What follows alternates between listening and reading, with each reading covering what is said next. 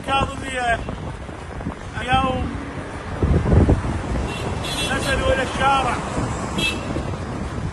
من أجل أن ينشروا السواد في مدينة الإمام الكاظم إذانا بإعلان الحزن على شهيد الله، شهيد الجمعة، شهيد المذهب الذي حرر العراقيين من الخوف والذل، وما زلنا نحيي ذكراه لأنه هو الذي أحيا الحوزة وأحيا الجمعة وأحيا المرجعية بعدما كان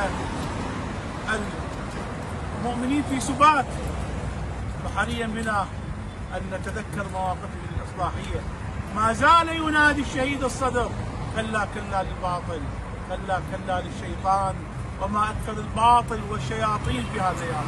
فإذا وإن هذه السنة لا يوجد عزاء في مرقده حسب أوامر السيد القائد، لكن قلوبنا ستكون محل العزاء.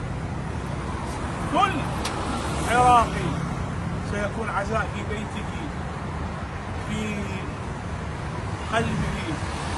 هذا جزء رد الدين.